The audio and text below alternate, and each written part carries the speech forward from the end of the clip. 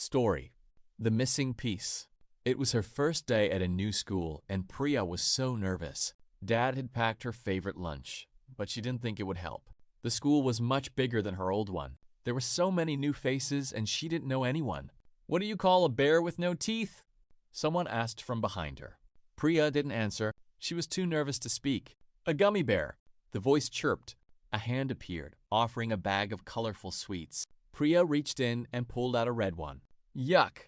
You like those?" "I hate them," the girl said, making a face. "I only like the green ones. My name is Gina. I think we're going to be best friends, because we can share and you can eat all the yucky ones." Gina was right. They were a perfect team. At recess, they sat in the shade and swapped snacks. Priya loved the red gummies. Gina loved the green ones. When it came to math, Gina was like a human calculator.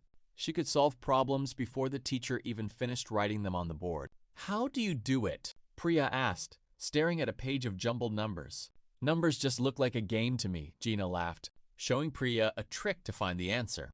Gina was the smartest, funniest person Priya had ever met. Every day ended with a "see you tomorrow." In her house by the river, Gina was ready. Her lunch packed, shoes shined, bag full of yesterday's homework. But then she thought a camera flashed. Until crack! The thunder and lightning only meant one thing. Pitter-patter, pitter-patter. She heard the rain begin its song. The rain sang a loud, sad song. "Please stop," she whispered. Gina loved school. She loved science and stories and seeing her friends.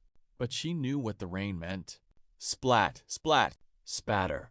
The rain hammered on the roof. "Oh no," Priya groaned. "Not again."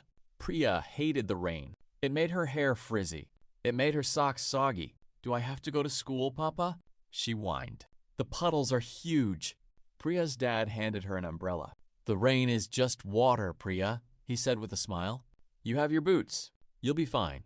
Priya stomped out the door. Squish, squash, squish. She was cross. "This is the worst morning ever," she said. The classroom felt too quiet, even with the rain drumming on the roof. It wasn't the sad song Gina heard. It was just a loud, annoying thump-thump-thump that made it hard to think. Priya stared at the big sheet of paper on her desk.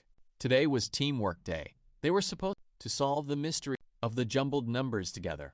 Priya had the colorful markers ready, but she didn't know which numbers to circle. She kept waiting for a hand to reach in and show her the trick.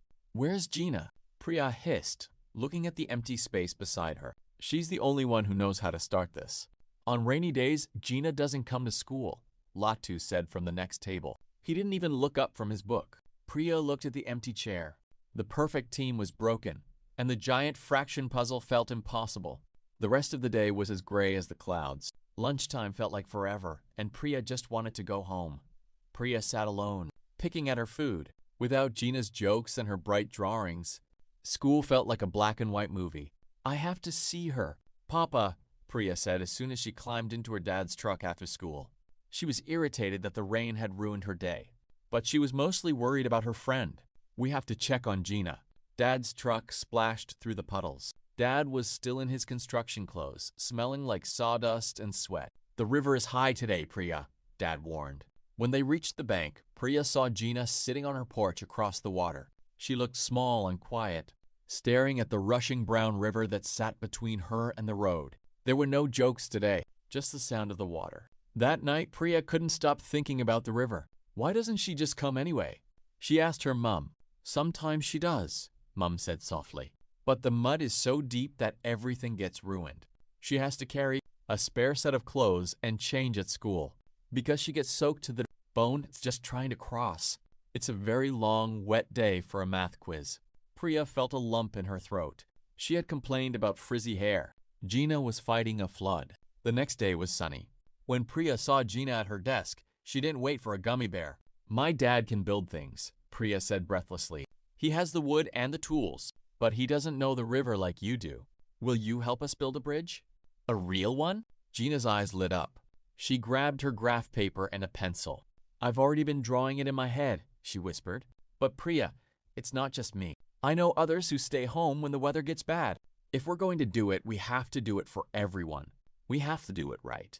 They started with Sam, a younger boy in Gina's neighborhood. Sam moved quickly with his white cane, tapping the ground with a rhythmic click-tap-click. He stopped exactly at the muddy edge of the creek. His parents stood back by the porch, watching quietly. They knew Sam liked to do things his own way. "I don't need someone to hold my arm," Sam explained, his head tilted to listen to the rushing water. "I like walking to school by myself, but when the wind howls and the rain drums, the sound of the path disappears. I need the bridge to speak to me." Gina pulled out her notebook. Following Sam's lead, they added bells tucked under the handrails and special ridges on the floor. Now the bridge would jingle, ping, and chime under Sam's feet, and a gentle jingle in the breeze. So Sam knew exactly where to go. Next, they visited Leo.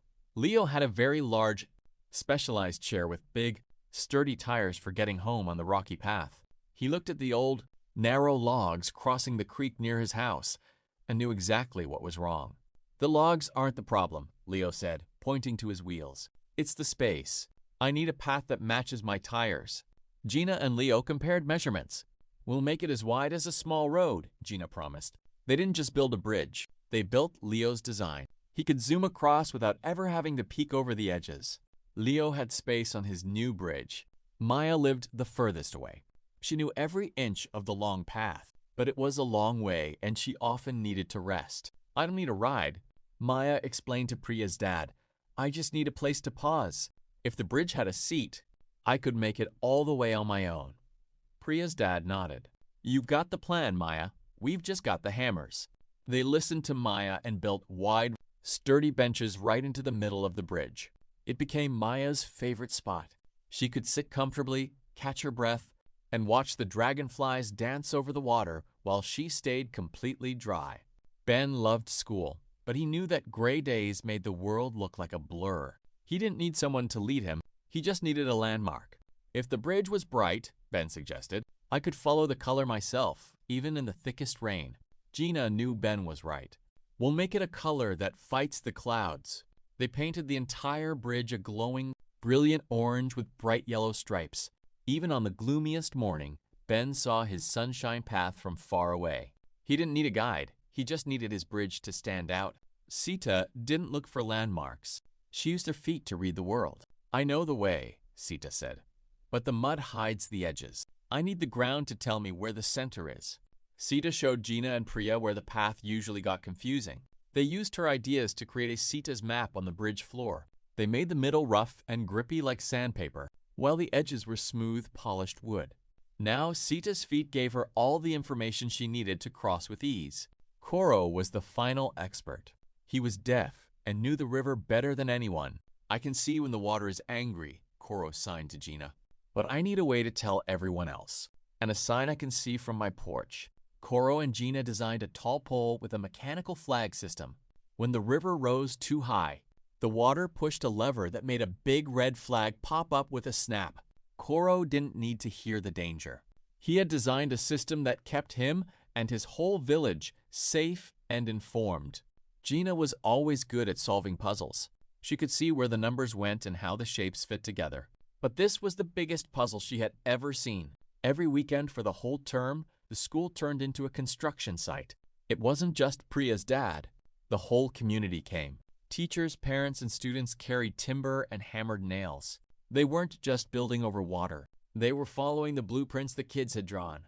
When school started again, the classroom wall had a new map. It showed 7 unique bridges. Every single desk was full. Rainy days were never going to stop everyone from being part of the school again. Every piece was in its place and no one was left out. It was the final day of the year prize giving. When the principal called out the awards for math and science, the hall shook with cheers. Gina moved up the new, smooth ramp to the stage. Her lap was piled high with gold trophies. On the stage next to her was Sam and Maya, who also won prizes.